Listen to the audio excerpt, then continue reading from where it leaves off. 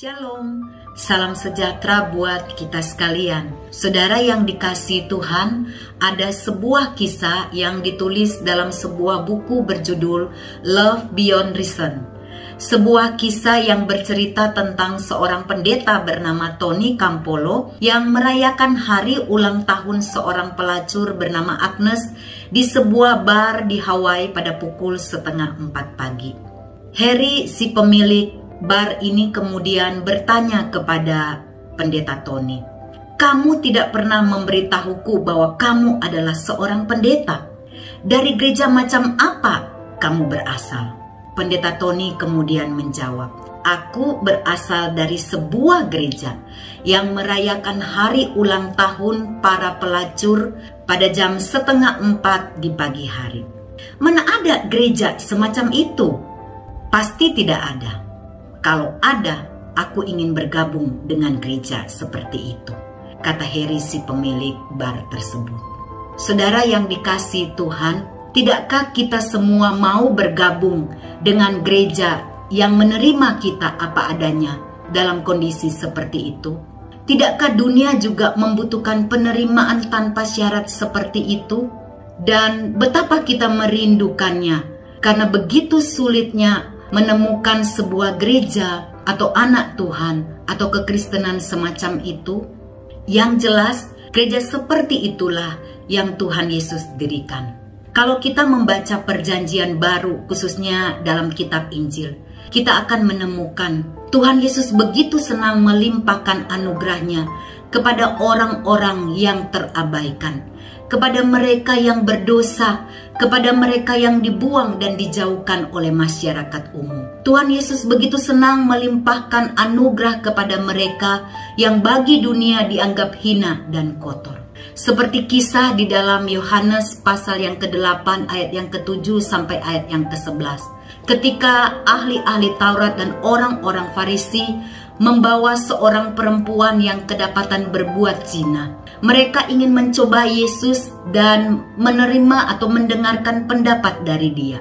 Karena sesuai dengan hukum Taurat, bagi perempuan-perempuan yang kedapatan berbuat zina, mereka harus dilempari dengan batu.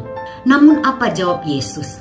Di dalam ayat yang ke-7b, Yesus menjawab kepada mereka, "Barang siapa di antara kamu tidak berdosa, hendaklah ia yang pertama melemparkan batu kepada perempuan itu." Mendengar jawaban dari Tuhan Yesus, satu persatu dari orang-orang tersebut kemudian pergi meninggalkan perempuan itu.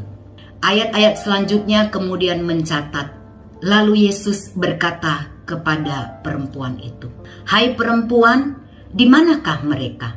Tidak adakah seorang pun yang menghukum engkau?" Perempuan itu menjawab, "Tidak ada, Tuhan."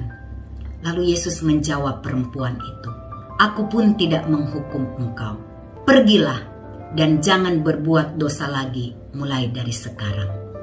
Saudara yang dikasihi Tuhan, demikianlah orang-orang berdosa sangat senang walaupun hanya sekedar berada dekat dengan Yesus. Karena mereka merasa disayang, diterima, dan diperhatikan oleh Tuhan Yesus. Meskipun menurut perhitungan dunia, mereka adalah orang-orang yang tidak layak untuk mendapatkan perhatian itu. Saudara yang dikasihi Tuhan, kalau semua dinilai dari performa manusia, tidak ada seorang pun di dunia ini yang akan lulus atau mampu memenuhi tuntutan hidup kudus dan sempurna di hadapan Tuhan. Karena setiap kita adalah orang-orang yang penuh dengan kelemahan dan kekurangan. Bahkan sejak manusia pertama jatuh di dalam dosa dan kehilangan kemuliaan Allah. Namun sungguh bersyukur karena ada satu pribadi yang mencintai kita apa adanya.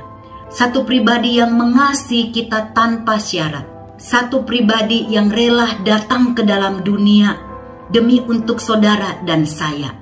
Dia mengasihi kita dan tidak menginginkan ada satu orang pun di antara kita yang mati binasa. Namun bagi setiap orang yang percaya kepadanya akan memperoleh hidup yang kekal. Saudara yang dikasihi Tuhan, seperti itulah seharusnya kekristenan dan gereja. Gereja bukanlah kumpulan orang-orang yang kudus dan sempurna. Namun sejatinya gereja adalah kumpulan orang-orang berdosa yang bobrok. Dan siapa yang lebih tahu tentang kebobrokan itu selain diri kita masing-masing? Seberapapun hebatnya dan rohaninya pelayanan yang kita lakukan, kita masing-masing tahu seberapa banyak dan besarnya dosa yang kita lakukan, baik secara terang-terangan maupun secara sembunyi-sembunyi. Kita tidak mungkin dapat berani menjawab apa baiknya dan hebatnya kita di hadapan Allah yang Maha Tahu, bukan? Oleh sebab itu, melalui renungan ini, saya mengajak kita untuk belajar menerima kekurangan orang-orang yang ada di sekeliling kita. Menerima orang lain apa adanya, sekalipun kelihatannya mereka lebih berdosa dari kita. Dan biarlah kita boleh belajar mengasihi dan menerima orang lain apa adanya dengan kondisi mereka masing-masing. Bahkan belajar memberikan kesempatan untuk mereka berubah. Karena Tuhan Yesus sudah menerima kita semua apa adanya. Dan Dia selalu belajar memberikan kita kesempatan untuk boleh berubah. Kiranya Tuhan menolong kita melakukan firman Tuhan ini dalam kehidupan kita sehari-hari. Amin.